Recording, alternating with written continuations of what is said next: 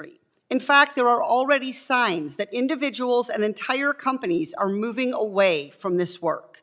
I hope the PR industry will continue to shun such tactics and the firms that use them.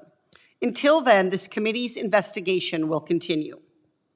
I now yield to Ranking Member Moore for his opening statement. Thank you, Chair Porter. It must certainly be election season. It's an absolute disservice to the American people when committee hearings and time are used solely to score political points instead of working towards solutions for the problems that everyday people face. We have skyrocketing energy costs and inflation across the board, draining families' pockets, but we are here talking instead about public relations professionals doing their job and highlighting that their companies that they work for or their clients contributed to the Red Cross during an emergency. Like it's unbelievable to me to what level we can stoop during an election season to try to highlight that giving tax credits for electric vehicles that you can't even buy for 18 months from now is somehow going to save the world, when the rhetoric that we've seen from the majority be an absolute attack on American energy. In reality, this hearing is just another attempt to vilify this nation's most significant energy sector. And what's particularly concerning is that today's approach by Democrats threatens the exercise of First Amendment rights. Squashing debate simply because you don't like the opposition goes against our nation's core principles. It is costing families more and more to buy groceries, from eggs to the cost of bacon, to fill up our gas tanks and keep the lights on at home. The state of California just faced the threat of rolling blackouts and was forced to issue a statewide grid emergency. And what wasn't disinformation and what wasn't rhetoric was about 2 or 3 months before I came on and was sworn into this role for my freshman term of Congress, I sat down with an energy sector and individuals in my state, and they said, California, in a year from now, they're gonna have rolling brownouts. And he showed me articles and they showed me data that was gonna actually prove what plays out and what we're seeing right now in California. That's not disinformation. That is a crisis, an energy crisis that is self-caused because of rhetoric and in this attempt to sort of squash what the energy industry is doing to build a broad energy portfolio and do the right thing and move in the right direction. Employers throughout the economy are struggling to handle increasing operating costs and facing impossible decisions. All of these folks are impacted daily by political decisions, and they all deserve to have a voice in the energy policy debate. When we elevate the voices of hardworking Americans, it paints a stark picture from the increasing cost of daily life in our country. It's getting more expensive for everyone. One of my constituents, a dairy producer, described how the cost to operate just one piece of equipment increased fivefold, from $500 to $2,500 a day because of rising gas prices. His proposed solution is to turn on American energy. He's right. We should be developing our energy sources and all of the above approach. And I've never shied away from the importance of emissions reducing technologies, embracing nuclear, and not just relying on wind and solar, because we can't. Wind and solar just produces brownouts. And if we don't have a baseload power, we will not be able to do any type of expansion of our energy grid. Particularly the most damaging thing we've seen is with the Biden administration is they hamper our energy industry. It's taking 17 months to hold an onshore lease sale and failing to complete a single sale for offshore drilling. Sadly, my constituent's story is not unique, and voters deserve to understand the devastating impacts misguided policies can have before deciding whether or not to implement them. Ms. Amy Cook joins us today from the John Locke Foundation and can tell us how important it is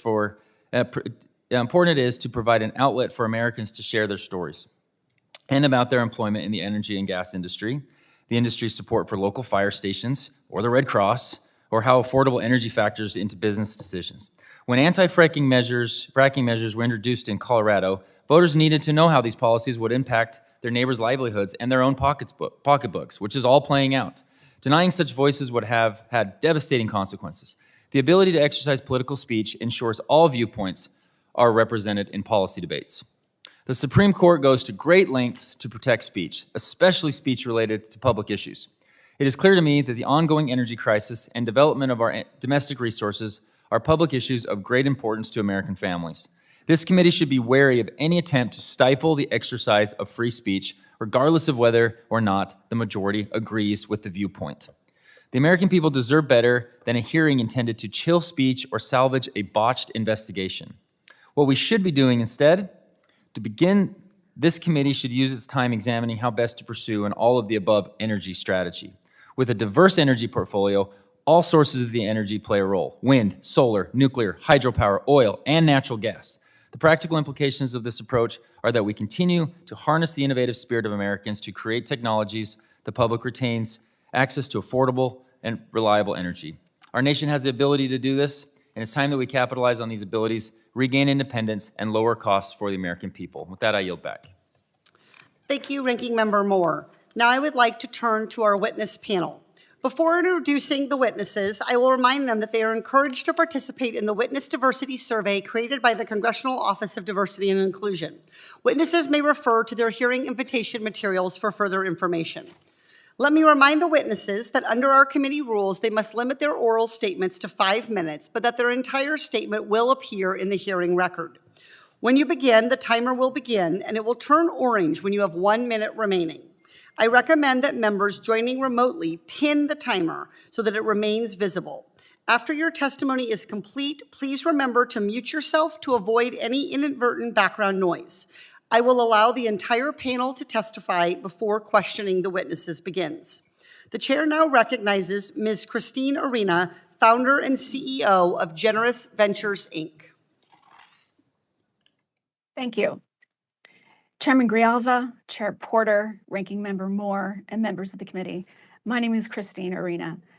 I'm a 20-year communications industry professional and author and researcher on greenwashing. Thank you for the opportunity to speak with you today about the role of PR firms in preventing climate action. I come to this subject as a marketing practitioner and advocate for change inside my industry. The link between misleading communications and climate policy obstruction is well documented. This year, the IPCC identified rhetoric and misinformation and corporate advertisement and brand building strategies from vested interests as primary barriers to climate action. Much research on the communications techniques used by those vested interests to mislead the public has been published by institutions including Harvard, George Mason, the Union of Concerned Scientists, and many others. 13 lawsuits have been filed against U.S. fossil fuel companies based on consumer messaging that some of our country's top lawmakers consider to be deceptive and even unlawful. These ongoing efforts to expose the communications architecture behind climate policy obstruction are not about demonizing an industry or playing politics. They're about revealing the truth and protecting lives. My written statement illustrates a surge in pro-climate PR and ad messaging that sharply conflicts with corporate lobbying and investment strategies on climate change. It details how disinformation is becoming both more prevalent and more nuanced. Until now, the PR firms most responsible for this work have escaped scrutiny. The cloak of client confidentiality and privilege provides an effective shield, and PR executives have flatly denied wrongdoing. But new analysis, including the paper, The Role of Public Relations Firms in Climate Change Politics, by Brown University's Robert Brule and Carter Worthman, reveals some of the central players and key methods used to block climate action. These methods include, number one, corporate image promotion, including greenwashing or corporate advertising that produces false positive perceptions of a company or industry's environmental performance. Number two, third-party mobilization, including efforts to simulate the appearance of citizen support for a corporate position through the use of proxies or astroturf groups. And number three, delegitimization of the opposition, including more divisive efforts to monitor, surveil, discredit, distract, or intimidate individuals and groups that oppose industry interests. Although the first strategy is most common, my written statement includes recent examples of how the fossil fuel industry has used all three prongs to attack national and local policy measures, including its efforts to attack environmental regulations following the Ukraine invasion and the $31 million campaign to crush Colorado's Prop 112. Like the tobacco industry, the fossil fuel industry has always relied on public relations to advocate for its interests, but what's new is the intensity of its pursuits, the complexity of its operations, and the vast resources it deploys to bulldoze regulatory obstacles in its path. Ordinary citizens possess neither the specialized knowledge needed to detect the myriad of factual omissions and distortions included in greenwashed ads, nor the financial resources needed to make their voices heard over the industry's extensive lobbying and public relations efforts. By employing disinformation strategies and tactics, certain PR firms are hindering an informed populace from participating in a robust national climate conversation and corresponding climate action. At current levels, climate disinformation is not merely an ethical problem. It causes harm to individuals, society, and democracy, which is why accountability is so urgent. Unfettered greenwash will only result in the continued growth and spread of knowingly false claims. I'm grateful to so many of my communications industry colleagues for rallying together now to elevate standards and practices, and to the social scientists who have given us the applicable research and frameworks needed to do so. I humbly ask this committee to address these issues with similar resolve. Thank you. Thank you very much. The chair now recognizes Dr. Melissa Aronchick, Associate Professor for the School of Communications and Information at Rutgers University. Chair Porter, Ranking Member Moore, and members of the United States House Subcommittee on Oversight and Investigations. Thank you for the opportunity to speak with you today about the role of public relations firms in preventing action on climate change. My name is Melissa Aronchick. I am an associate professor at Rutgers University and the co-author of the book, A Strategic Nature, Public Relations and the Politics of American Environmentalism, published by Oxford University Press earlier this year.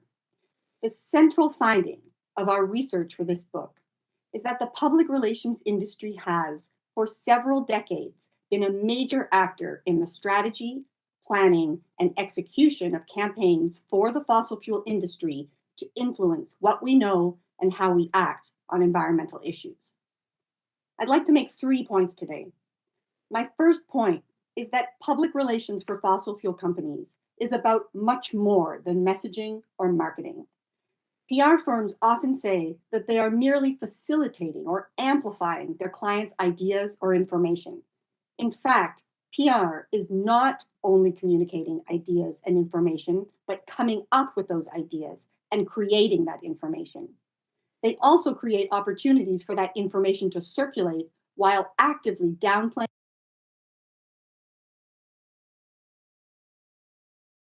Despite the label of public relations, PR firms target multiple stakeholders behind the scenes at local, state, and federal levels, attempting to indirectly influence citizens, journalists, and policymakers. A New York Times investigation in 2020 revealed that the firm FTI Consulting was behind fake grassroots groups, including Texans for Natural Gas, the Arctic Energy Center, and the Main Street Investors Coalition.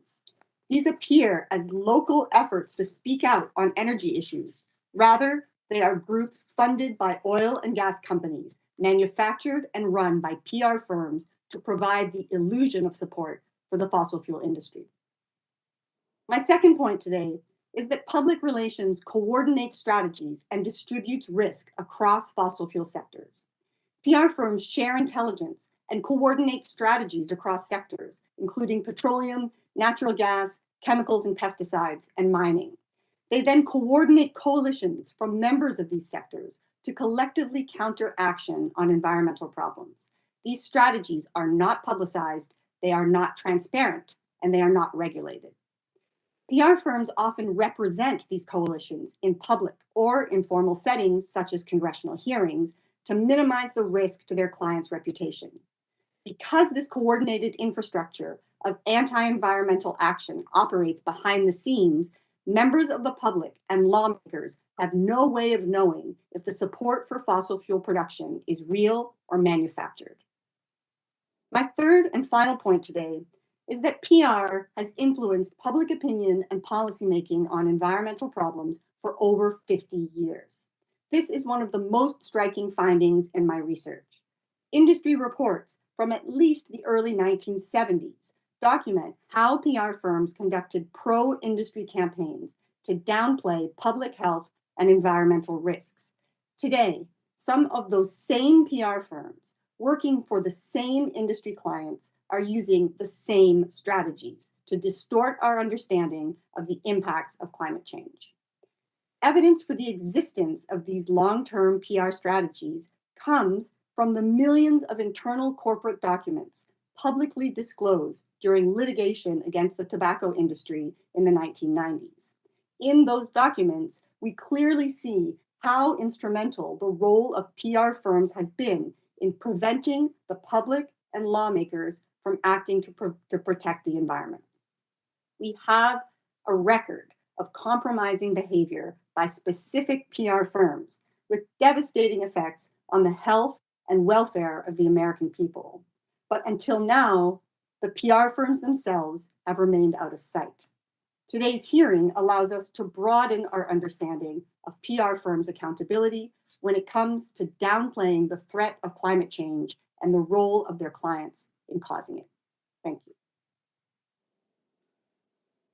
Thank you very much. The chair now recognizes Ms. Amy O. Cook, Chief Executive Officer for the John Locke Foundation.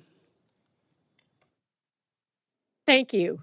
Chair Porter and members of the subcommittee, thank you for the opportunity to be with you today and to provide some comments. My name is Amy Cook. I'm the CEO of the John Locke Foundation, a state-based free market think tank headquartered in Raleigh, North Carolina.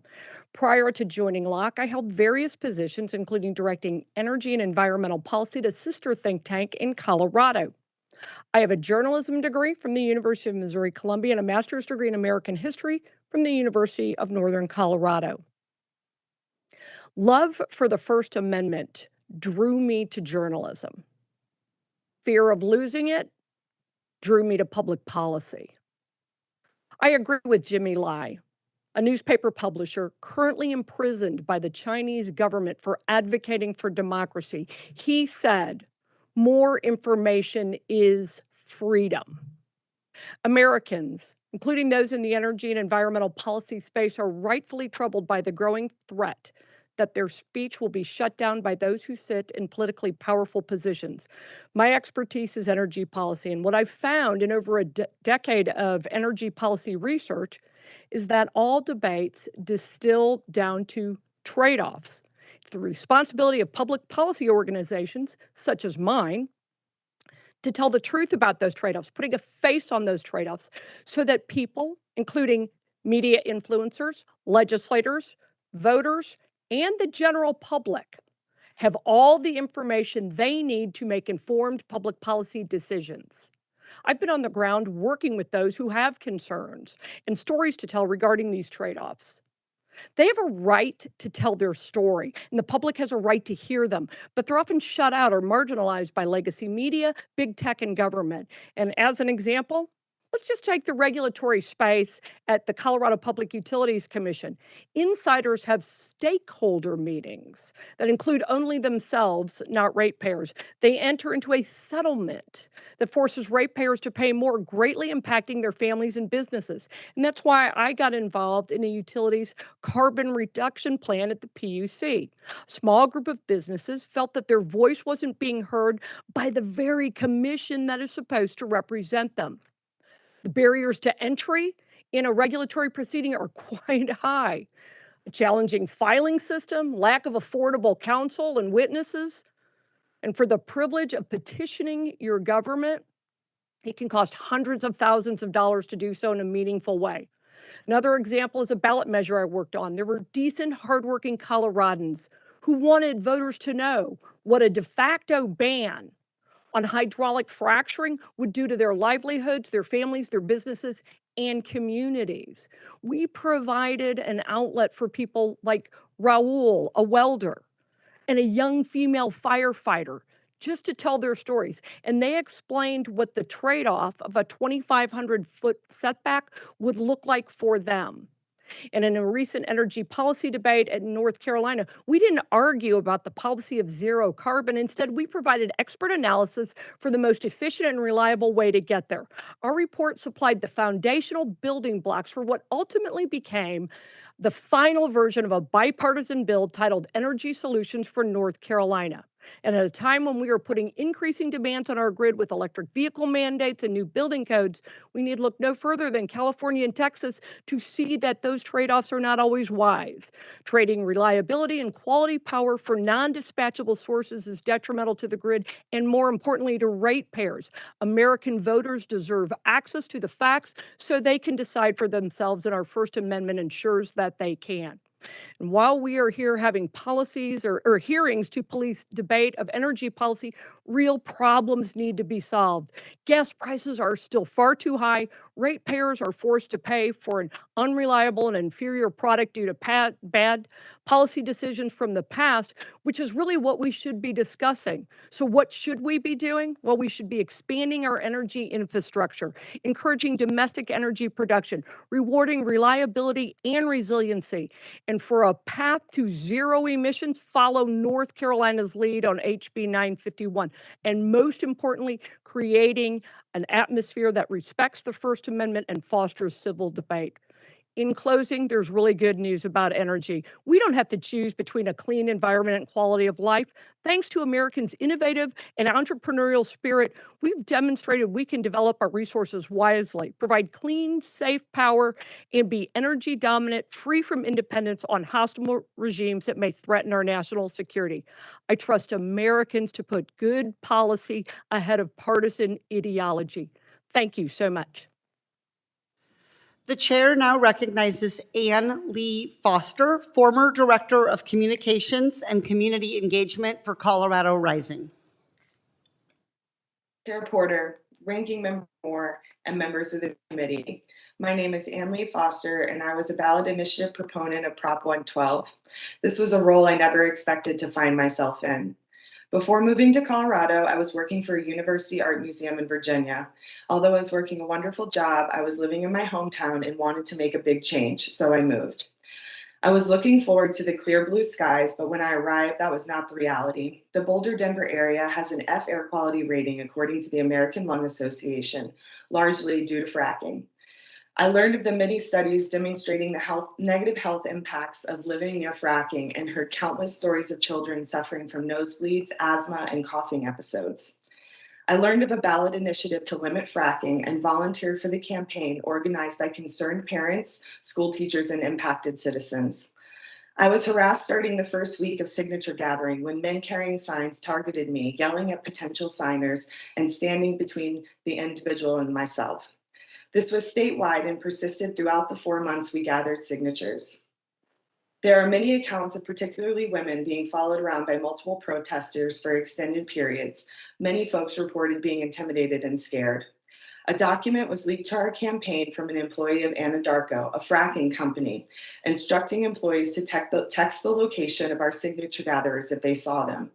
Colorado Public Radio tested the numbers, and protesters showed up within 10 to 15 minutes each time. We hired a professional signature gathering firm that said they had dealt with opposition tactics and with PacWest. The firm quickly started billing us at much higher rates than agreed to and producing significantly fewer signatures. The reason cited was harassment from protesters. Several weeks into signature gathering, we received a call from office staff who said the office was closing and the principal of the firm was removing signed petitions. The firm told us we would have to pay them another $40,000 to get the signatures back. We got them back when we went public with the incident. We contracted with 2 other firms after this who both quit early. One of the firms told volunteers he had taken payment to stop working with us. Despite these challenges, we qualified for the ballot. 2 weeks before the election, we were sued for defamation by the president of the first firm. The damages were based mostly on the allegation they had lost a contract with PacWest. We had recordings of all the conversations proving the firm's president took signatures against our will and the attempts to coerce us. The suit was withdrawn. I personally suffered from what I feel is stalking or harassment. I noticed a suspicious man at one of my signature gathering trainings. When turning in the signatures of the Secretary of State's office, I noticed said individual seemingly waiting for us. I told him I recognized him. I later received a text from an unknown number congratulating me on our success, identifying himself as the person I recognized at the Secretary of State's office, and saying he worked for a neutral third party. He later texted and asked me to coffee or ice cream. Later, at the Colorado State Capitol, a strange man began to follow me. I ducked down hallways and changed floors, but I couldn't shake him. He appeared at a press conference that we hosted and recorded it on his phone. I also saw him at a county commissioner's hearing. He never stated who he was or why he was attending. I also saw him at a local coffee shop I frequented. I started to encounter symptoms of adrenal fatigue, including hair loss, unexplained weight gain, and panic attacks. I saw several health professionals, including a psychologist and therapist. Despite all that we endured, the strength and persistence of Coloradans volunteering to protect their families and communities from this destructive industry was deeply inspiring and something I will never forget. In the end, this isn't about my story or even Prop 112. It's about what we are all going to endure at the hands of these destructive industries. I leave you with this quote from Nathaniel Rich's book, Losing Earth. Everything is changing about the natural world, and everything must change about the way we conduct our lives. It is easy to complain that the problem is too vast and each of us is too small. But there's one thing that each of us can do ourselves in our homes at our own pace, something easier than taking out the recycling or turning down the thermostat, and something more valuable. We can call the threats to our future what they are. We can call the villains villains, the heroes heroes, the victims victims, and ourselves complicit. We can realize that all this talk about the fate of the earth has nothing to do with the planet's tolerance for higher temperatures and everything to do with our species' tolerance for self-delusion. And we can understand that when we speak about things like fuel efficiency standards or gasoline taxes or methane flarings or setbacks, we are speaking about nothing less than all we love and all that we are. Thank you. Thank you very much for that valuable testimony. Reminding members that Committee Rule 3D imposes a 5-minute limit on questions, the chair will now recognize members for any questions they may wish to ask the witnesses. I'd like to start by recognizing myself for 5 minutes. I'm going to start by directing my questions to Ms. Arena. Ms. Arena, you are a 20-year communications industry professional specializing in sustainability and social impact campaigns. Is that correct?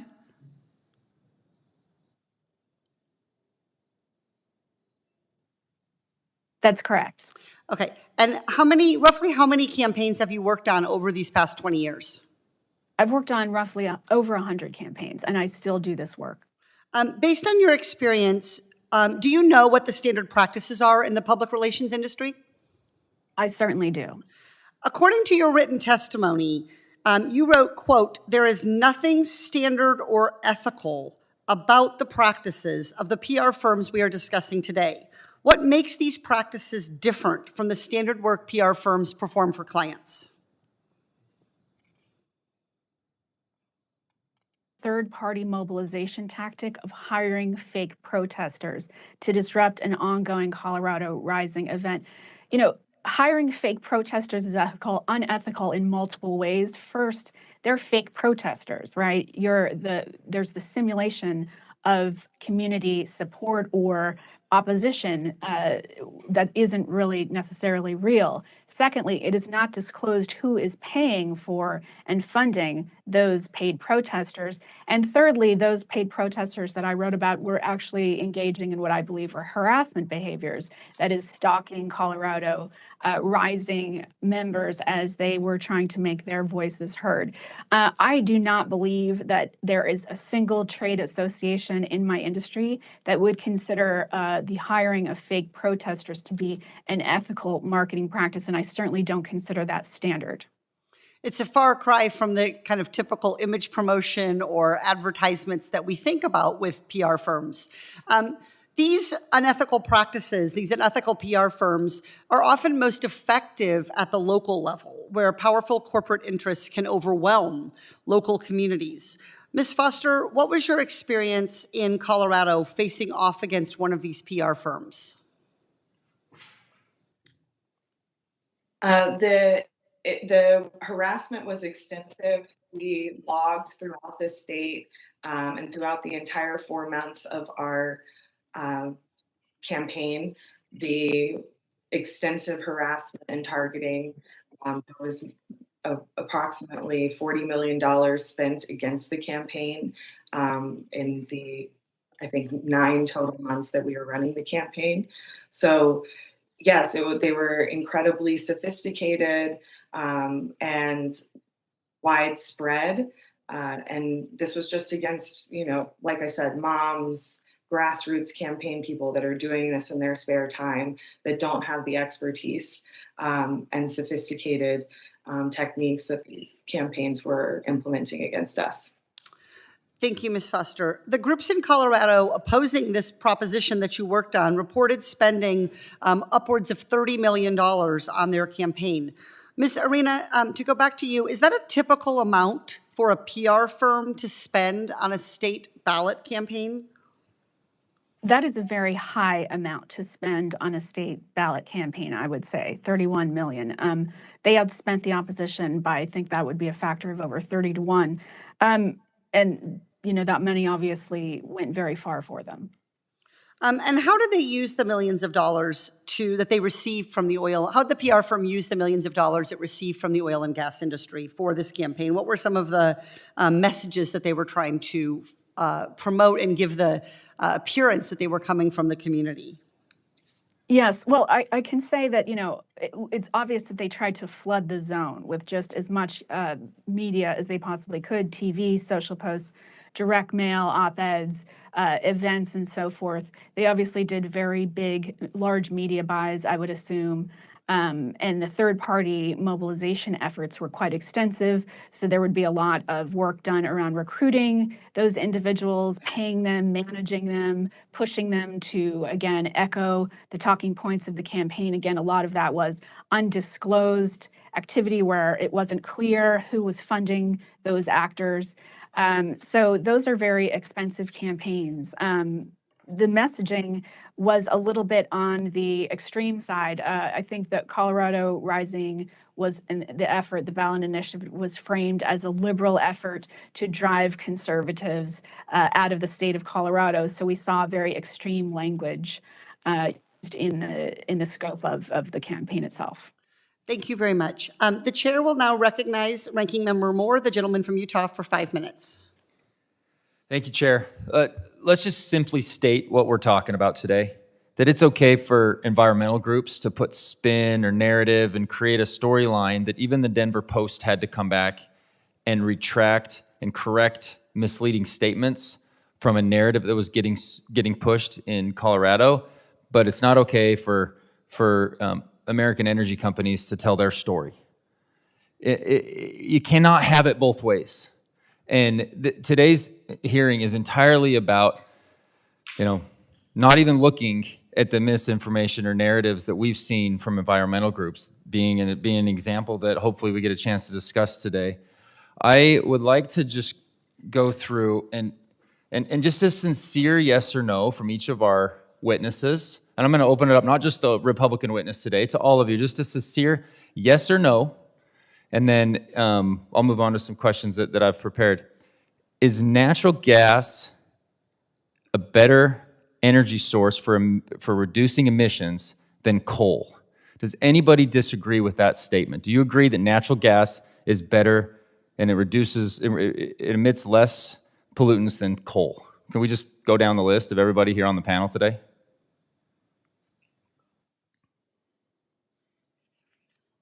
I can read everybody's name, sorry. I'll grab everybody's names here. There we go. Ms. Arena. No, methane is one of the top greenhouse gases. Just a yes or no. So you think that coal is better than natural gas? No, I don't think coal is better. I think well, I'm just asking for a yes or no. Would you rather have it be coal? Because wind can't do it all. We can't cover it all with wind. I wish we could, but we can't. So Ms. Aronchick. I am an expert in communications and media strategies. A yes or no. Ms. Cook, a yes or no? Yes. And Ms. Foster.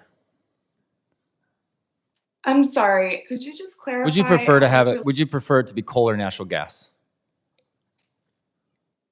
I'm just confused by the question. Okay, Could you I understand. clarify? I get. See, this is what I'm talking about. We can't get to the root of the problem here. I'm just trying. Me as one member of 435 members of Congress, what I'm trying to do is help us avoid what Europe's going through right now. They succumb to a narrative that natural gas was the worst thing in the world, even though it reduces emissions.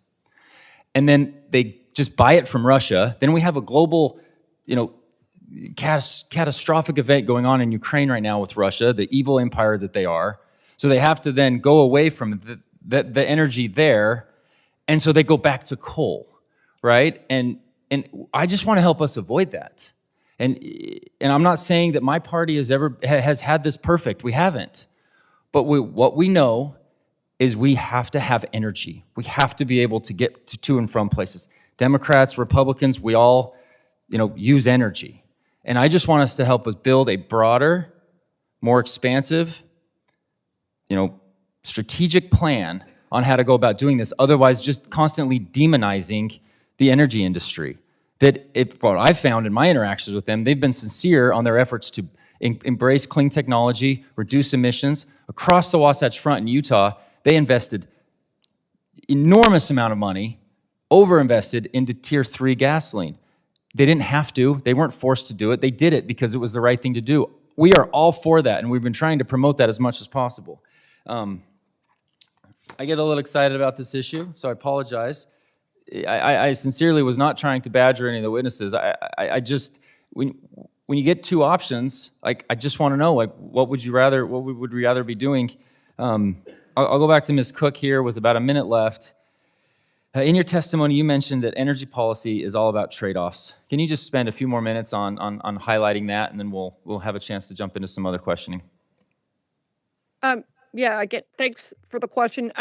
Listen, we often think that the trade-off is just emissions. So we'll say we're going to shut down a coal-fired power plant and replace it with wind, solar, batteries, and some natural gas, and therefore we'll have lower emissions. But it's really not that simple. A single working mom sees her electricity bill skyrocket. Her power is shut off. It affects her quality of life. That's a trade-off. Are we willing to do that to our fellow citizens? But there are more trade-offs to consider, and it's everything. It's land use, it's energy efficiency per capita, it's cost, it's grid reliability, it's environmental concerns, mineral extraction, resource development, geopolitical, political, and also just the role of each resource. Coal is a base load resource. Natural gas is an immediate type of resource. Wind and solar are non-dispatchable, available when Mother Nature decides that they are. It is about trade-offs, and that's what we need to be talking about in the energy policy arena. And it also includes how it's going to impact our fellow citizens. Thank you, Ms. Cook. Yield back. Thank you. The chair now recognizes the gentlelady from New York, Ms. Velasquez, for 5 minutes.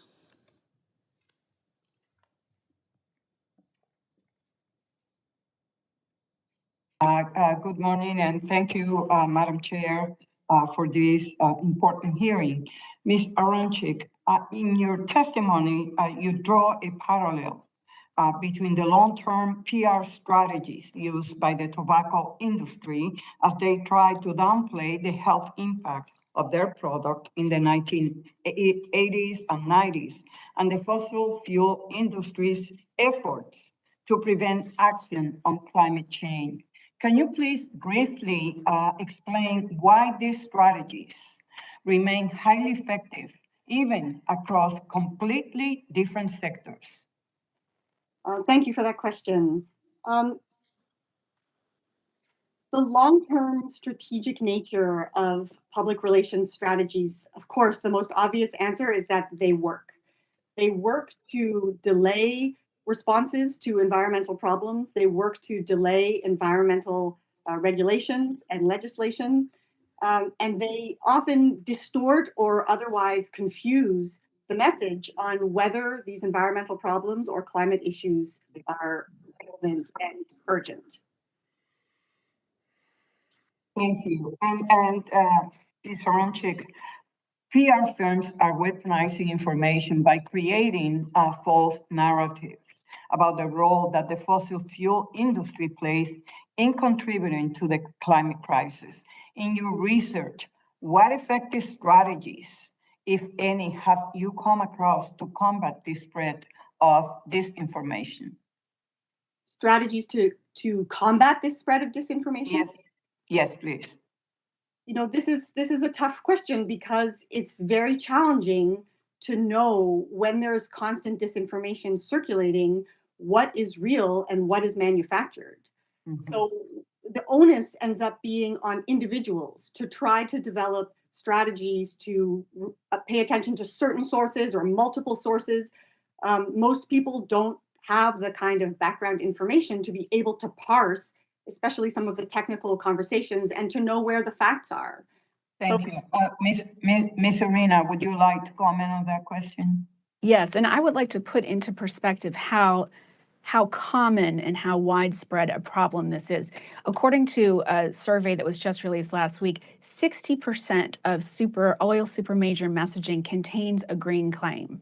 60%. So that's the majority of their public-facing communications containing a green claim. Well, less than 12% of their capital expenditures are actually invested in those green activities. It's even lower for Chevron and Exxon and U.S. gas companies as well.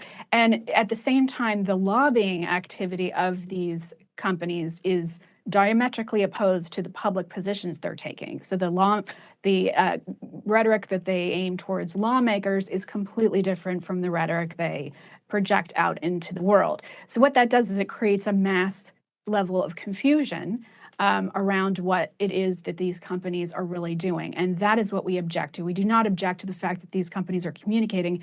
We are objecting to how they are communicating and the strategies and tactics that they're using. Thank you. Ms. Arena, I understand in 2015, you resigned from your position as an executive vice president at Edelman, citing the firm's stance on climate change as the reason. Given your experience, what does holding PR firms like Edelman accountable look like?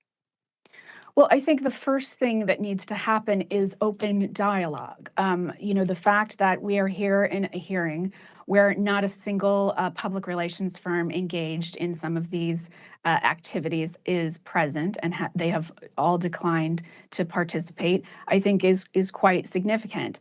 There clearly needs to be a straightforward and open discussion about these issues that are absolutely connected with the climate change problem. We have scientific consensus from the IPCC linking misinformation and corporate brand building and advertising efforts with climate obstruction. So there is consensus around this problem. This is a conversation that the PR world needs to get engaged in, and I help to drive those efforts forward as well. Thank you. Thank you very much. Madam Chair, I yield back. Thank you. The chair now recognizes the gentleman from Georgia, Mr. Heiss. Thank you, Madam Chair. Ms. Arena, let me begin with you. Yes or no, is Generous Ventures a member of the Clean Creatives campaign? Yes. Okay, thank you. Sign that pledge. And were you a founding member of the Clean Creatives campaign? That's correct, isn't it? I was one of the early members, correct. Okay. All right. Can you tell me who is behind the funding of Clean Creatives campaign? Individuals, no, I can't tell you that. I know some of the foundations they've raised money from, but again, I'm not on the management committee over there, just a member. Okay. Do you know, does Clean Creatives accept foreign money or foreign support while trying to influence American policy? I could not comment on their finances. Well, I'm not asking you to comment on their finances. I'm asking you if they accept foreign money. I don't know if they accept foreign money. Would you I please believe they provide a accept list grants. of the funders that you are aware of to this committee? We would appreciate that. You said you do know some. I'm asking you to provide that to the committee, please. What kind of support does Fossil Free Media and the KR Foundation provide to Clean Creatives? KR Foundation is a foundation that supports climate accountability work around the world. And so they are a funder of fossil-free. And as I put in my disclosure form, I also received a grant from KR Foundation. Okay. Madam Chair, I have a couple of emails here that I'd like to submit for the record. The first is one sent out by Fossil Free Media about a press release regarding the majority's threat to a subpoena to FTI. The other is the actual press release from the majority in that regard. Without objection. Thank you very much. The interesting thing with these emails here, the first being sent out by Fossil Free, announcing the majority's threat to subpoena FTI from Clean Creatives. It is stamp marked 5:34 p.m. Eastern Time on August 17th. On the other hand, the official press release from the majority went out on that same day, August 27th, or August 17th, at 7:28 p.m. So almost 2 hours after the email from Fossil Free. Ms. Arena, do you know how Clean Creatives became aware that the majority was threatening to subpoena FTI? No, again, I don't work inside Fossil Free Media. I'm a member of their campaign. So I couldn't speak to that. Do you normally, are you privy to information about future committee actions prior to the implementation or the public announcement of committee work? If the committee reaches out to us via email, we would be privy to that information, but otherwise, no. So are you saying the committee reached out to you beforehand about the subpoena? Yes, I was made aware that it would potentially happen. It's very concerning to me that an outside advocacy group knew hours before the public knew that the majority was going to threaten to issue a subpoena. It makes me wonder what other information the committee leaks, the majority leaks to third-party outside groups before the public is made aware of this. It's extremely concerning to me and hypocritical that we're even having this hearing today. This is totally bogus, totally hypocritical. Ms. Cook, let me go to you.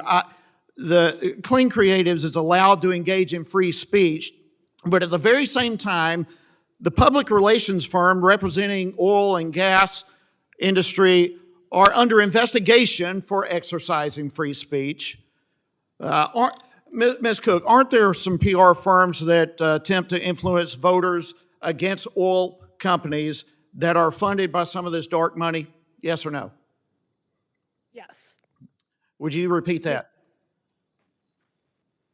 Yes. Okay. Isn't it hypocritical to you? Incredibly hypocritical to say that one side should have free speech and the other side should not. Yes. Thank you very much. I yield back. The chair will now recognize the gentleman from New York, Mr. Tonko, for 5 minutes. Thank you, Madam Chair, and thank you for your leadership on such an important issue. Constituents in my district care deeply about advancing renewable energy and creating a cleaner and healthier community for all. And I imagine that the oil and gas industry knows that a great way to combat popular support for building a clean energy future is with disinformation or anti-democratic tactics that prevent communities from doing what they truly believe is best for them.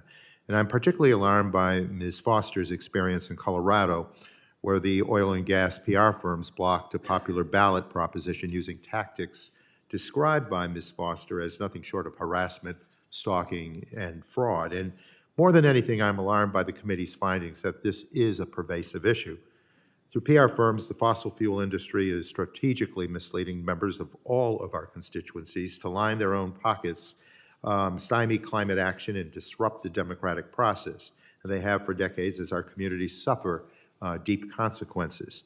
So, Ms. Foster, in your testimony, you spoke about the difficulties that Colorado Rising had retaining professional signature gathering firms for your ballot proposition. How common is it to use such a firm, and is it fair to say that a ballot campaign has to use one to have a fair shot? The requirements in 2018 to make the ballot were collecting over 100,000 signatures from registered Colorado voters, which is an enormous task. And I know of only one other ballot initiative campaign that has ever successfully accomplished that without a professional signature gathering firm. So I would say it's an imperative part of the process.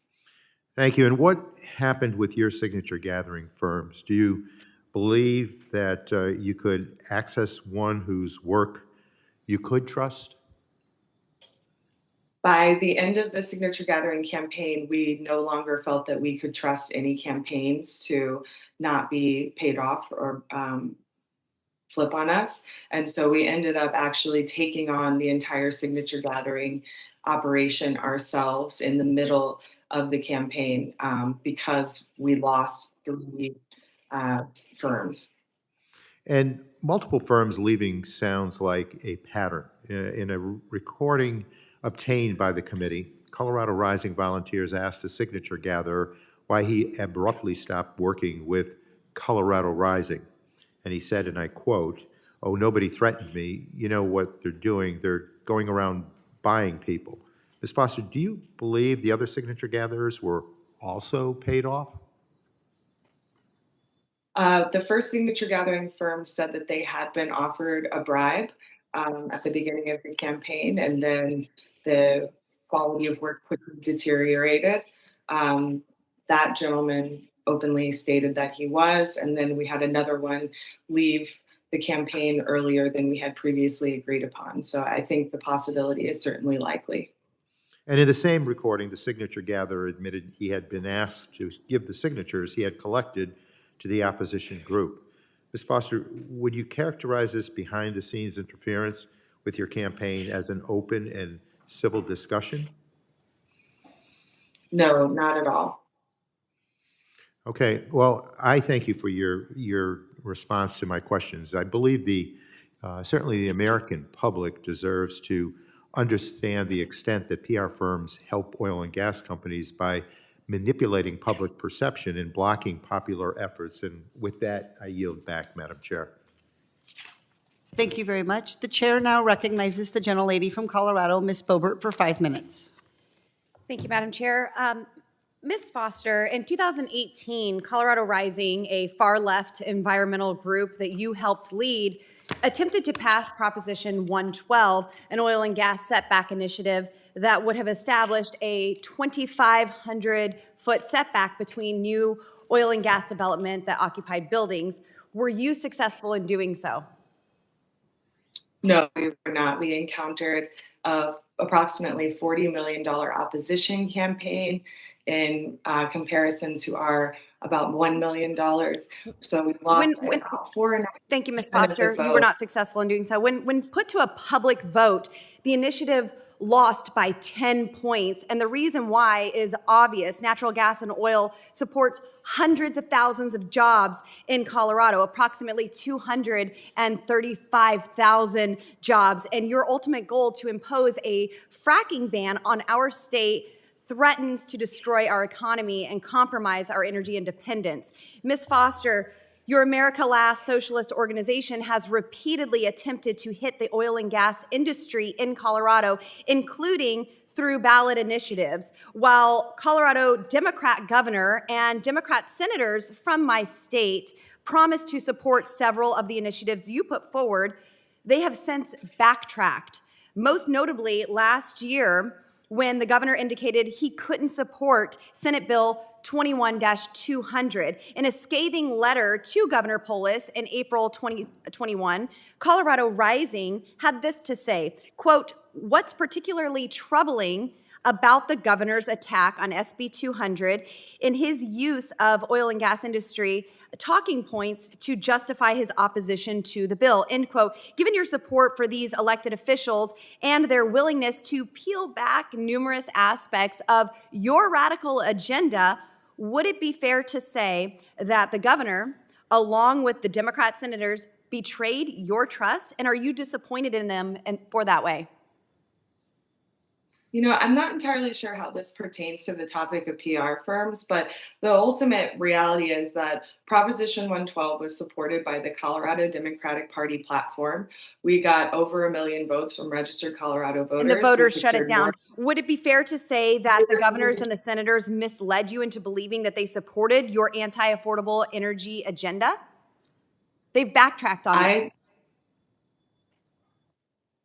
I wasn't a part of 200, and that is a separate issue from 112. Colorado Democrats and myself find ourselves in an interesting position because we do all disagree with your anti-energy agenda, not because Colorado Democrats are seriously interested in promoting affordable energy and Colorado jobs, but because your agenda, if carried to its logical conclusion, would involve the people of Colorado rubbing their hands together to stay warm and in the coming winter months. And with natural gas prices at a 14-year high and getting higher, they just might have to do that. Now, Ms. Cook, it appears to be the case that Democrats frequently design arguments as disinformation or misinformation to convince people that disagreeing with progressives' orthodoxy is the wrong thing to do. Would you agree with this assessment? And would you say that these kind of Democrat attacks do nothing but chill free speech?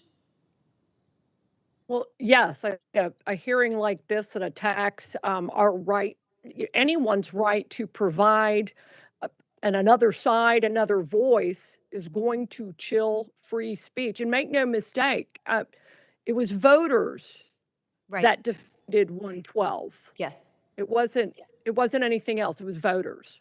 Yes, thank you, Ms. Cook.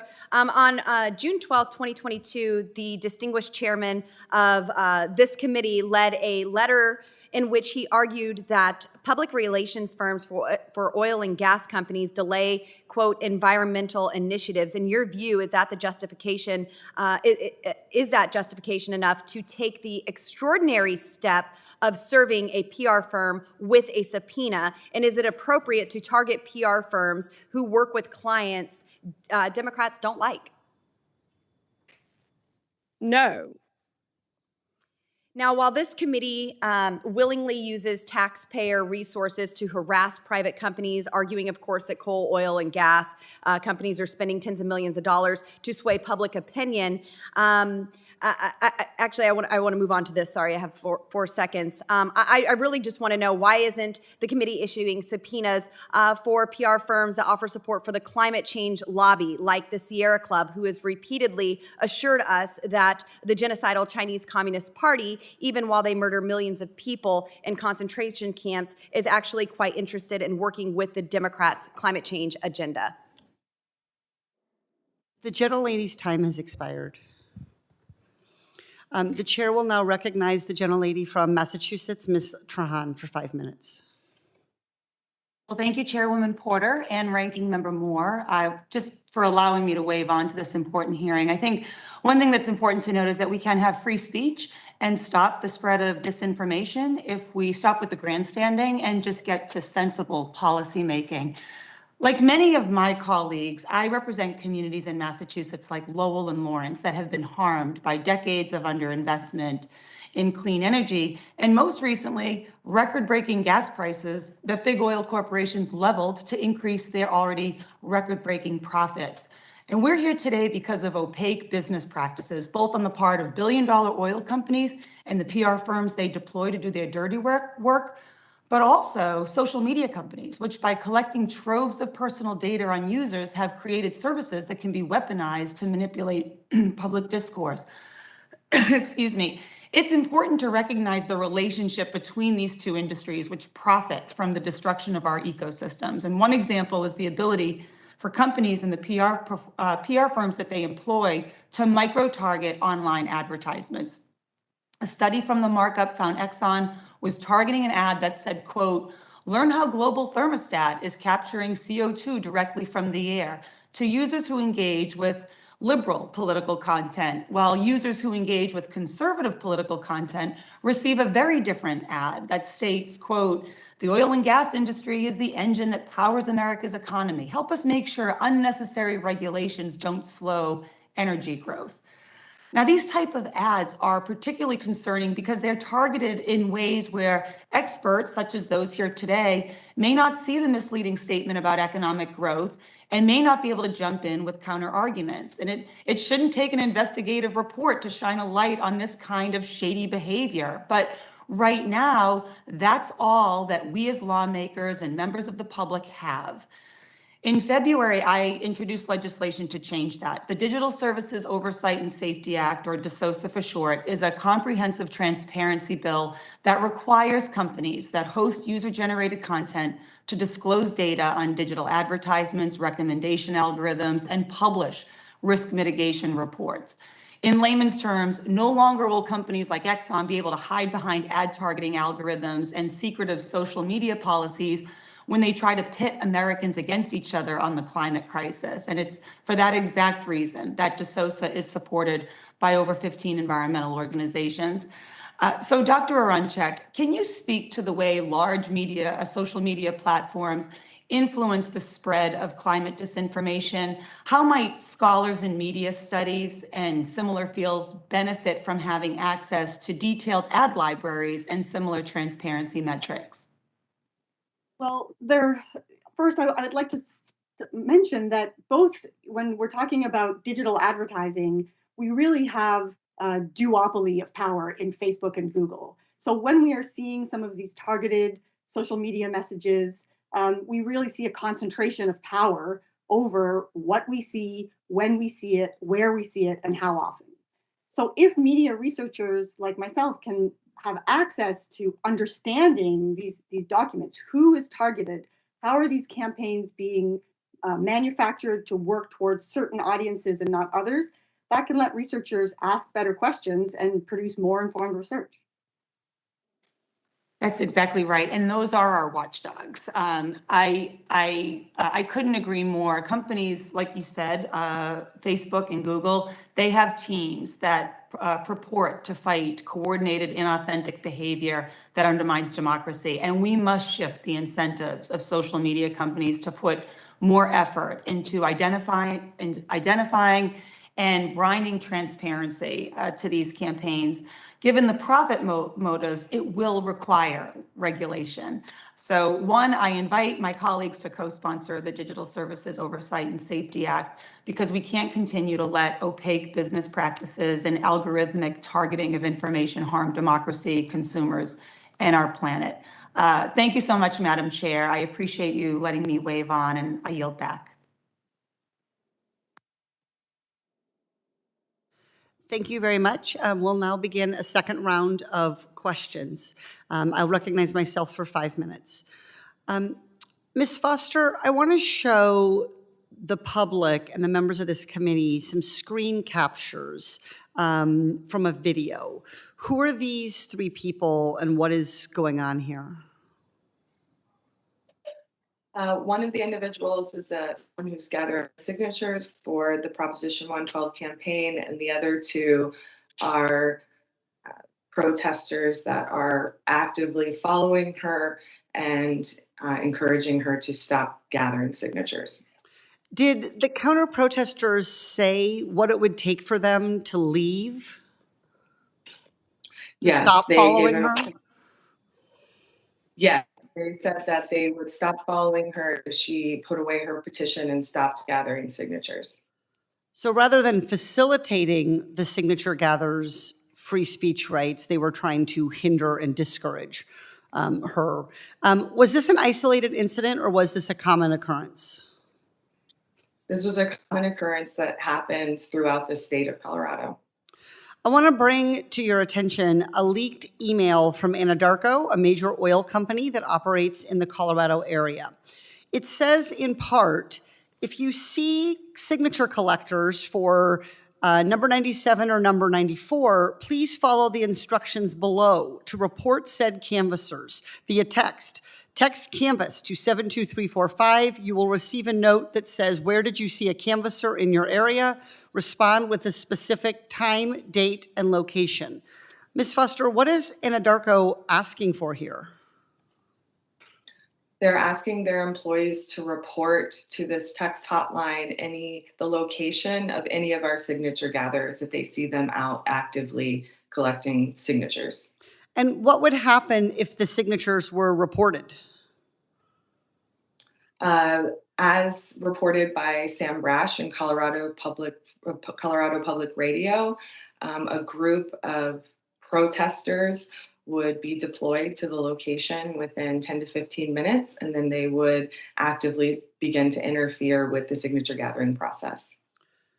Do you think Anadarko also paid those men to follow the signature gatherers? And if you do think that, please tell the committee why.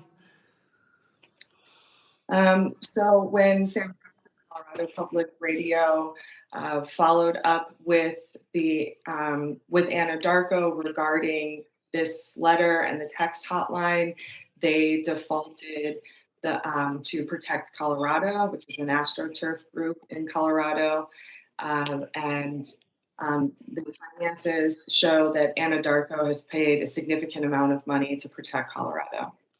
So this group, the so-called Protect Colorado, has very tight ties with the PR firm PacWest. Nearly 80% of Protect Colorado's expenditures from 2016 to 2018 were payments to PacWest. Given the known PR firm tactics mobilizing these third parties, do you think it's likely that PacWest might have hired these men to engage in following the signature gatherer? I know that our first signature gathering firm specifically mentioned PacWest when they described this type of opposition tactics. And as you stated, there's a significant monetary connection there as well. The screen captures, I just showed came from a video the committee obtained of two people following a canvasser in a residential neighborhood. In that video, one of the two people, the two gentlemen I believe it is, following the canvasser, told the canvasser that if she wasn't comfortable with them following her, she should, quote, put away your petition, quote. Were those paid followers or the PR firm that hired them to pose as counter-protesters ever held accountable for this kind of intimidation tactic interfering with her speech? No. Thank you. With that, I will now recognize Mr. Heiss or his designee for 5 minutes. Thank you, Madam Chair. Very interesting. Yesterday, actually today, it's just coming out today, this committee, the House Natural Resource Committee staff, is putting out a report. The report is titled "The Role of Public Relations Firms in Preventing Action on Climate Change." This is not even yet on the committee website. But yesterday, Clean Creatives is tweeting about this. They have a copy of it. Not yet even on committees, on the majority's website, not public. Amazing how Clean Creatives got this. We have Clean Creatives yet again collaborating with the majority, getting information before anybody else has that information. Getting information about subpoenas before anyone else has it, getting reports before anyone else has it. This is just absolute insanity what's going on here, and the real investigation ought to be taking place about that type of collaboration. But here we are going through, Ms. Arena mentioned the unethical PR practices, things like fake protesters, not knowing who's paying for it, harassing behaviors. This type of stuff that I'm mentioning even now becomes a part of it all with what's going on here. And this whole thing is unethical, what we're watching. Ms. Cook, let me go to you. In your opinion, what would happen if the United States just stopped producing oil and gas like many of these activist groups are clamoring for? What would happen? It'd be catastrophic. I'll tell you what, you wouldn't have this hearing today. Civilization, the economy as we know it, would certainly collapse, and I don't think you need a computer modeling out 100 years to figure that out. But it's more, think about this. The last 2 years with COVID, how many single-use syringes were necessary And those were plastic that you could dispose of. That's fossil fuels. The helmet that your child wears in any sports activity. I had a bike accident a couple of years ago. A fossil fuel based helmet saved my life. Glasses saved my eyes. It's in everything. They are in everything. And it has been our more efficient, more effective use of fossil fuels, which has actually lowered emissions over the last couple of decades. I mean, we've gotten better with it. It spurs innovation and technology, and that's what allows us to use it more efficiently, more effectively, develop the technology to capture any emissions or go in another direction to nuclear or something like that. But I can't imagine us ever. It would be catastrophic. It would be Catastrophic if catastrophic. we didn't have. Thank you for your Yeah. answer. It would be catastrophic. And it's amazing to me that as we speak here today, China is in process of making 50 of the largest coal plants in the world with no protections, they obviously are not concerned with climate change. They are not concerned with polluting the world. And obviously, we right here are not concerned with them doing that either. We have the cleanest coal in the world, and we have witnesses here today who can't even determine if they prefer natural gas over coal. Absolutely stunning. Ms. Cook, let me come back to you. I recognize the importance of sharing how the daily lives of Americans are impacted by misguided policies. We want truth. All of us want truth out there. Your testimony described your efforts to provide an outlet for Coloradans to share how anti-fracking measures would affect them. Could you briefly share some of those stories? Yeah, We have there about was, 1 minute. I'll do it real. Raul, a welder, he was the son of migrant workers who worked for ancillary support services for the oil and gas industry. He worked with his two sons. It was all about opportunity, jobs, future growth for him and his family. He was able to, if that had passed, likely his livelihood would have been shut down. There was a volunteer firefighter, a young woman in New Raymer, Colorado. The oil and gas industry provided them all of the latest and greatest equipment so that she could be of service and help save lives in her community. Thank you very much. And thank you, Madam Chair. I yield back. The chair will now recognize the gentleman from California, Mr. Khanna, for 5 minutes. Thank you. Thank you, Madam Chair, and thank you to Chair Porter and Chair Grijalva for your leadership on this important issue. Turn it off until he calls on me. And I appreciate your looking at the misinformation that oil companies have been engaged in. I know Chair Porter, Chair Grijalva, and Chair Grijalva have been working on this issue, and I have been working on it with Chair Maloney. We have a hearing tomorrow that to go over a lot of the misinformation that big oil has engaged in since the 1970s, and that they continue to mislead the public about spending money on clean tech initiatives that are not actually taking place. Now, if we could put on the screen one of the ads that Exxon ran, that would be great.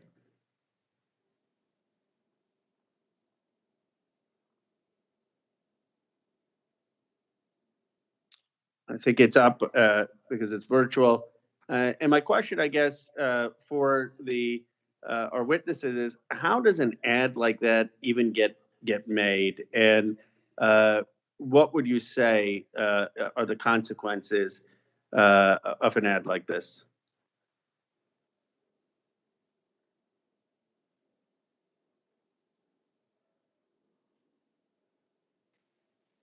I'm sorry, are you calling on one of us specifically? Yes, Just all of Ms. us. Arena, you go first.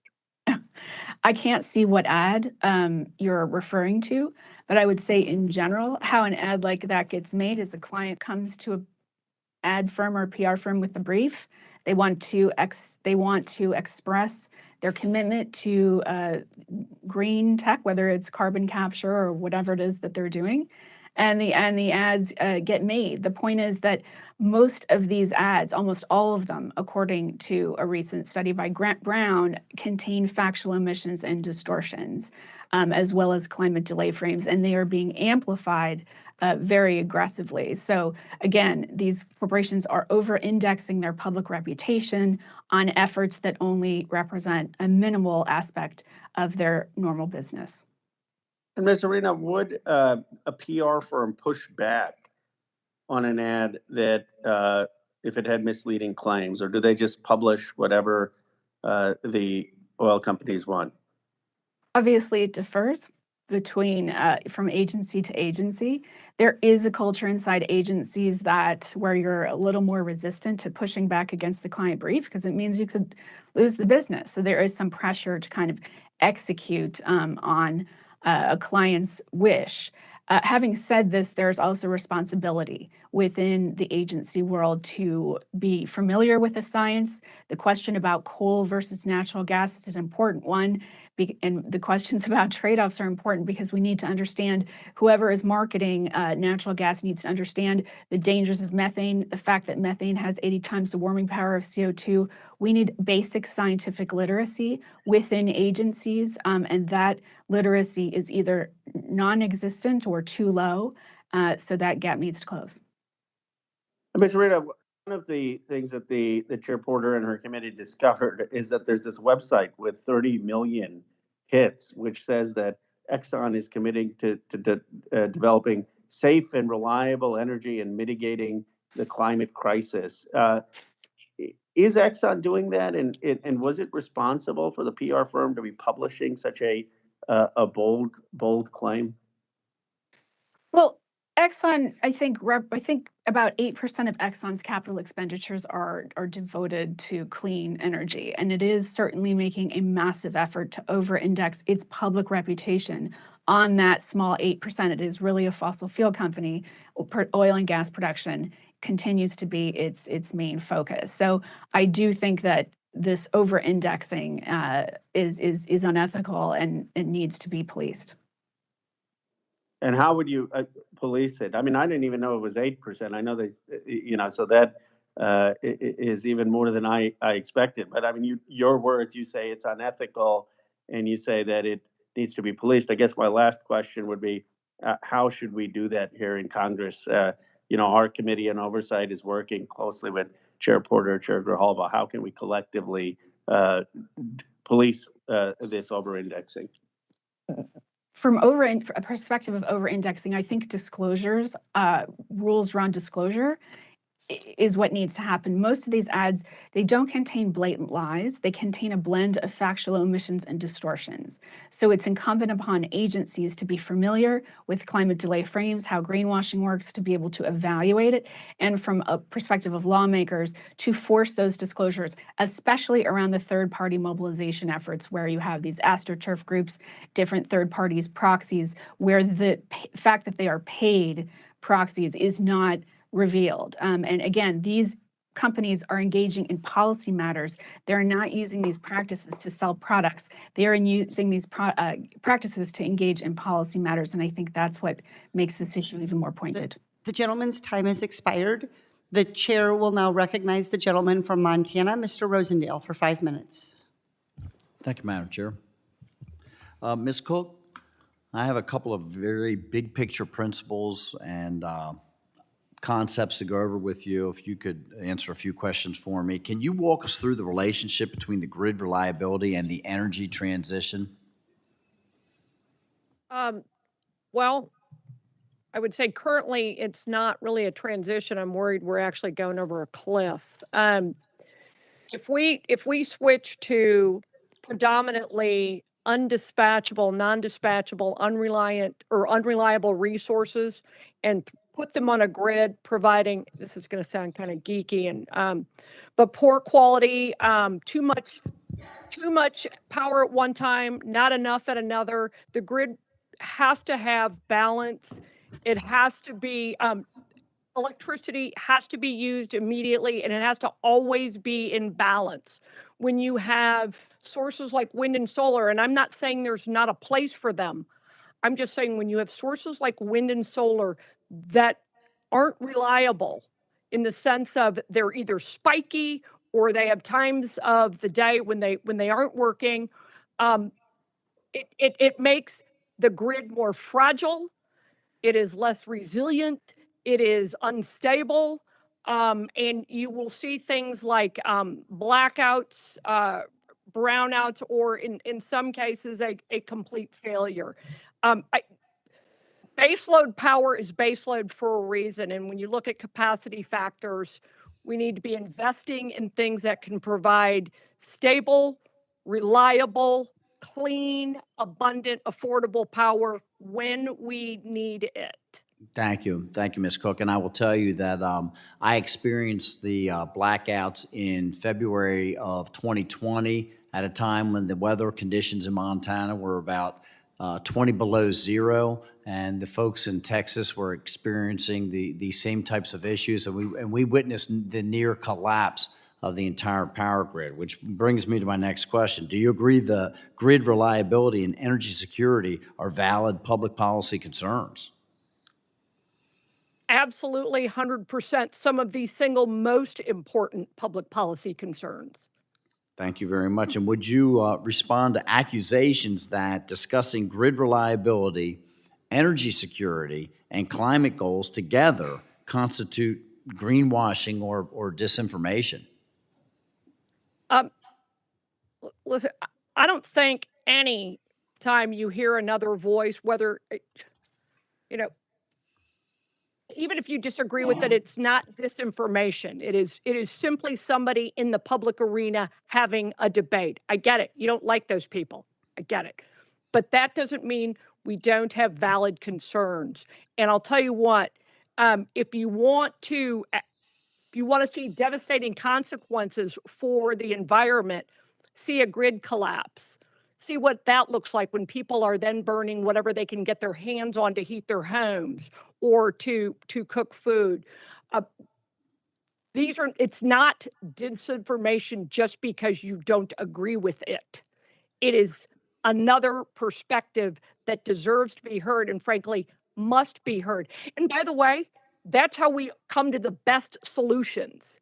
I trust Americans, I trust voters, I trust legislators to look at all sides and do the right thing. Public policy organizations like mine, all we do is provide you the information. What you do with it is up to you, but we provide you the information so you can make sound public policy decisions.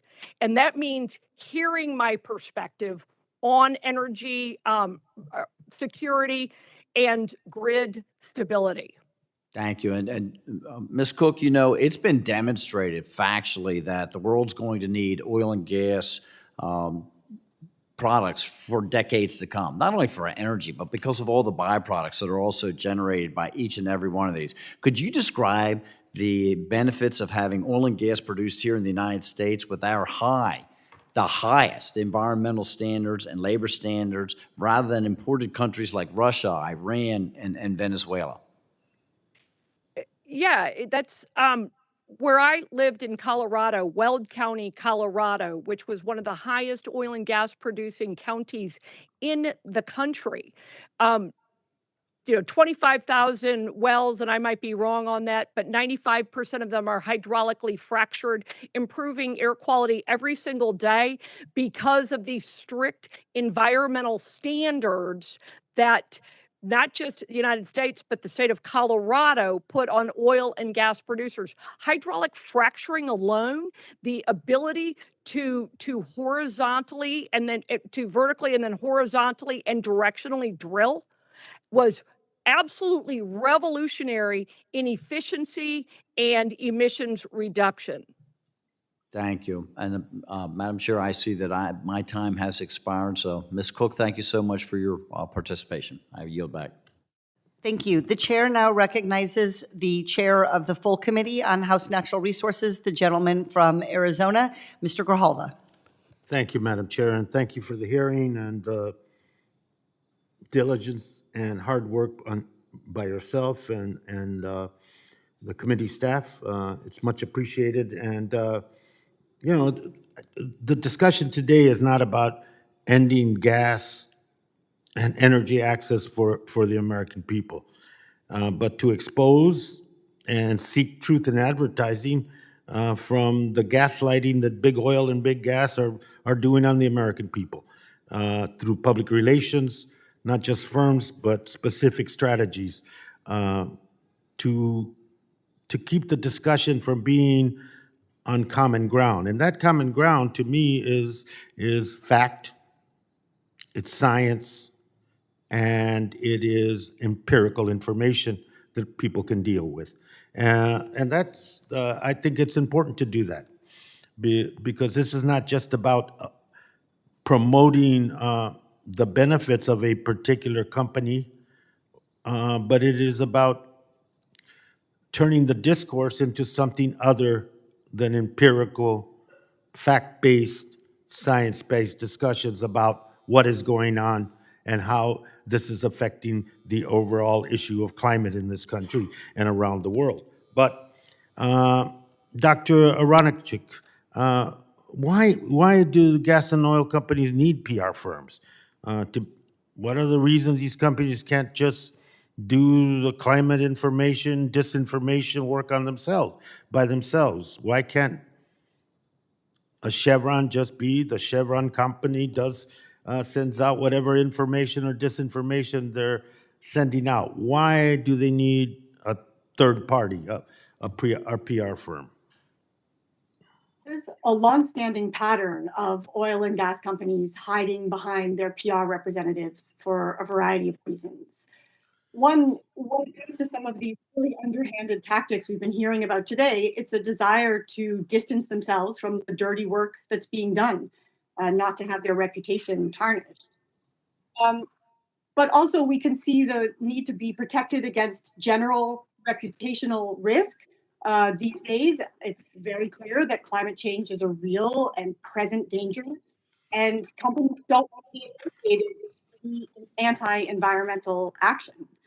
So they use public relations firms. I think one of the most important reasons is that PR firms are experts in the business when it comes to long-term planning and strategy to promote industry viewpoints and to delegitimize advocates and advocacy for environmental action and climate change action. PR firms are able to coordinate across industry sectors so they can work with oil, gas, chemicals, pesticides, mining, because they have clients in all of those sectors. So that kind of expertise is what fossil fuel companies rely on when they work with public relations firms. Thank you very much. And Ms. Foster, yourself and members of Colorado Rise motivated to start a campaign for increased fracking buffer zones, and you kept that going when the opposition was clearly very strong.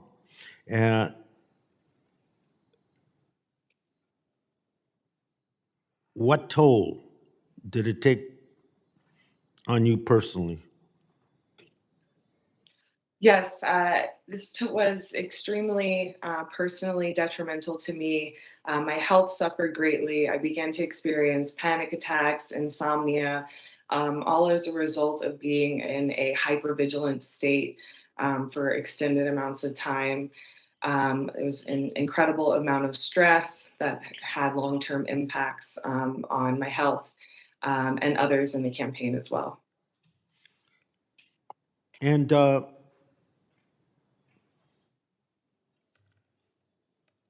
why and some of the tactics that were used in opposition to your campaign and the campaign that came from the people in Colorado, why oil company using PR firms in a campaign as straight up as that? Why continue to use outside firms in opposition and pay them to do so? When we first contracted with the firm, we realized that that was a critical piece of the equation to obtaining the signatures we needed to make the ballot. It's an incredibly difficult process and very Indeed. expensive. And once we started to have concerns about the loyalty and the commitment of the firm, we were already deep into the campaign.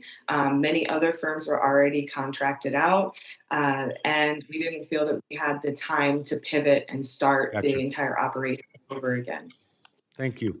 I yield back, and thank you very much again, Madam Chair. Thank you. The chair now recognizes Mr. Graves. Are you able to question? You're up. Mr. Graves, the gentleman from Louisiana, is recognized for 5 minutes. Thank you, Madam Chair. Madam Chair, I'm excited about this hearing because we're talking about misrepresenting the truth in this hearing today. We're talking about misrepresenting the truth to the American people. We're talking about effectively lying to people. That's what this hearing is about today. And so we have listened over the last 18 months as we have heard people say that we are aggressively carrying out this new energy agenda for the purpose of addressing climate change and reducing emissions. But the reality is that what's happened is we've actually seen emissions go up, not down. Let me say that again. Under this administration's policies designed to address climate change, we've watched emissions go up, not down at the same time. At the same time, we're in a situation now to where 1/4 of all Americans, 1/4 of all Americans in this country are in a situation where they have to decide if they're going to cover groceries, if they're going to cover healthcare costs, or if they're going to pay their utility bills. We're seeing record inflation, and it's a result of what's happening. This right here, respondents who forwent necessary expenses such as medicine or food in order to pay an energy bill. So they're giving up medicine or food in order to pay energy bills. This is the outcome of the Biden administration policies on the American people. It's unaffordable. I mean, looking at some of these percentages, again, in Texas, 34% of the respondents have said that they can't afford, that they've had to forego food or grocery costs in order to pay their utility bills. Look, so folks are saying, oh, well, wait a minute, the Biden administration is doing a great job with energy. You actually have to go back to the 1940s, to find an administration that has leased fewer acres of land for energy production. The 1940s. Take a look at this. I'd take JFK, I'd take Jimmy Carter. Jimmy Carter, during the first 19 months of his administration, leased 100 times more acres of land for oil and gas production than we've seen under the Biden administration. Ronald Reagan, the big line up there, 375 times more energy. So folks can be sitting there saying, well, wait a minute, I'm worried about emissions. Let me say it again. This administration's energy policies not only have made it unaffordable to cover groceries or medicine, where 25% of all Americans, 1 in every 4 Americans, have had to decide, am I going to pay my utility bill, buy food, or pay for medicine?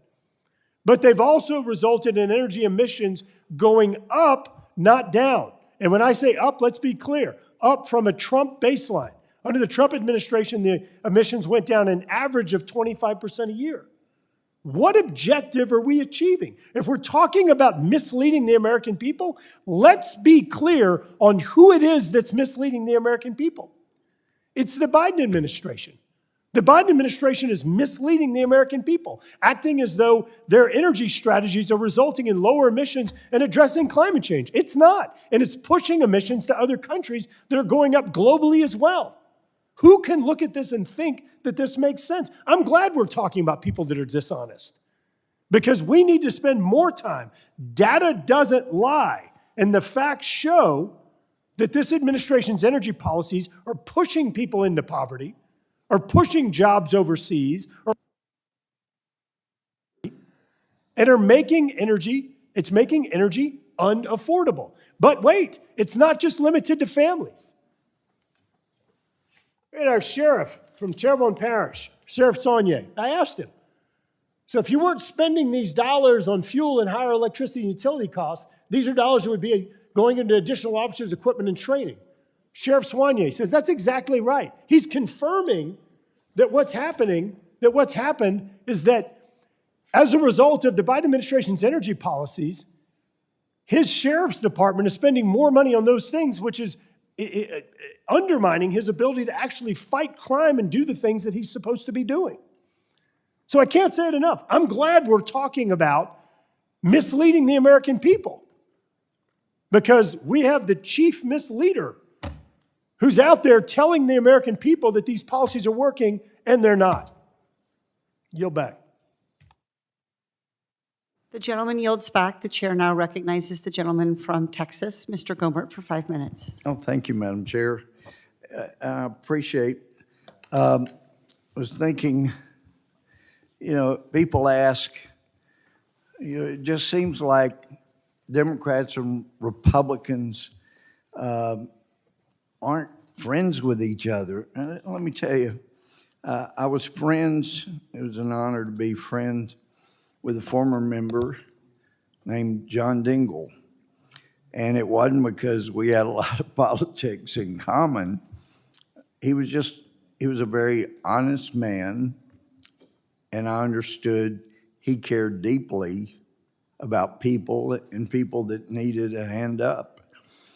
And that's why it was such a shame when he was chairman of Energy and Commerce, and he was excited about doing something like Obamacare. He'd been pushing for it for decades. We disagree on that. But he refused to push through the cap and trade bill because, as he famously said, that got him fired as chairman by Speaker Pelosi, he said that I'm not bringing it through my committee because that bill is not only a tax, it's a great big tax. And he knew it didn't really affect the wealthy. It was inconvenience for them to pay a little more. But who it really crushed was the poor and the lower middle class. And that is what's happening in America. As this administration, as my friend Graves had pointed out, we're not leasing as much. We're cutting back on the energy resources with which this country has been blessed. And those of us that have grown up around drilling don't mind it. As my predecessor was a Democrat at the time, Ralph Hall, said, look, I don't mind drilling anywhere in the world except on my grave, and I'm okay if you slant hole under my grave. Because he knew how much it lowered the price of energy and helped people that didn't have. But I'm particularly concerned about the efforts of the majority party here. It seems an effort at intimidation because the firm is advertising and trying to point out the good. And it is helpful to people to be able to pay less for energy. And it would be helpful if people weren't misled about electric cars. They are generally more expensive. We're going to have so much lithium batteries that we won't know what to do with it. It's going to be a huge problem. We're having to buy so much from China with regard to rare earth metals. But you can't make a vehicle without some fossil fuels. And then you've got the problem of people, if you want to plug in your car, as Thomas Massey pointed out, to charge it, it's the equivalent of plugging in 17 refrigerators. If everybody just has one car, we're going to have blackouts, brownouts all over the country. That's not good for people that barely are getting by. And let me just point out, when this committee and the majority of this committee starts thinking about trying to intimidate people into not bragging about the benefits of their products, Enron said, when you see that in order to produce, you need to obtain permission from men who produce nothing, when you see that money is flowing to those who deal not in goods but in favors, when you see that people get richer by graft and by pull than by work, and your laws don't protect you against them but protect them against you, when you see corruption being rewarded and honesty becoming a self-sacrifice, you may know that your society is doomed. And Natan Sharansky was in prison in Gulag in Russia for speaking up. He makes similar related comments. And so it concerns me greatly for the future of America, and especially for the poor, for the lower middle class that are going to be so harmed by this administration's energy policy. We need to back up and not try to intimidate witnesses. I yield back. Thank you very much. With that, with no further members waiting to question, we'll begin to wrap up. I'll offer my closing statement. Today, we have heard about the ways that PR firms are paid to engage in unethical tactics that intimidate and silence Americans who are exercising their rights to support actions that combat climate change. I'm looking forward to hearing more tomorrow at the hearing about oil company profits and climate disinformation that's being held by my colleague, Chairwoman Carolyn Maloney, in the Committee on Oversight and Reform. But for all that we have seen here today, I know there is more, and it's worse. We initiated the subpoena process for FTI Consulting, which has one of the worst reputations in the business. Though negotiations are ongoing, the trajectory is sadly not good. What are they trying to hide? Is it their creation of fake grassroots groups for their clients to hide behind? Was it the creation of fake social media profiles to track the plans of activist groups? Or is there something worse? The harder FTI Consulting fights, the more it appears that they have a lot to lose by having their tactics exposed through oversight. We are just getting started. I want to close by thanking my colleague, Mr. Heiss, my Republican colleague, Mr. Heiss, for identifying the report, the role of public relations firms in preventing action on climate change that the committee has released. And I encourage people who are interested in this topic to review the report, and in particular, the documentary evidence of tactics and unethical tactics and climate disinformation that make up the bulk of the report. With that, I will recognize the ranking member for any closing statement he may wish to make. Thank you, Madam Chair. I'll just keep my comments brief. I think it's important for the American public to hear what's going on in this committee hearing today.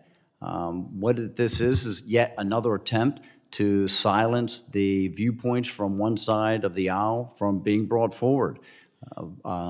Firms that promote different products and entities have been around since our country was first created. And we all on a regular basis hear about the newest product, about the greatest product, about the new inventions that are coming forth. And that is throughout all industries. And I don't think that the oil and gas industry is any different.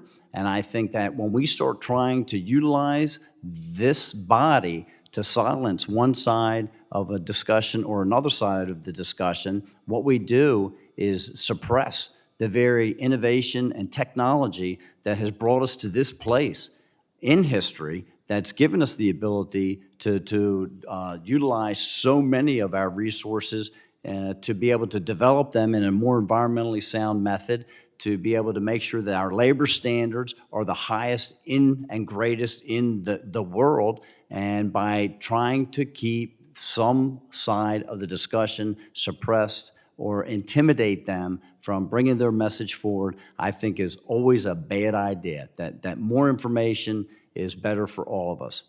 So I do appreciate the hearing, and I would yield back. Thank you, Madam Chair. Thank you. I want to thank the witnesses for their valuable testimony and the members for their participation and questions. The members of this committee may have some additional questions for witnesses, and we'll ask that you respond to those in writing. Under Committee Rule 3.0, members of the committee must submit witness questions within 3 business days following the hearing, and the hearing record will be held open for 10 business days for these responses. If there is no further business, without objection, the subcommittee stands adjourned.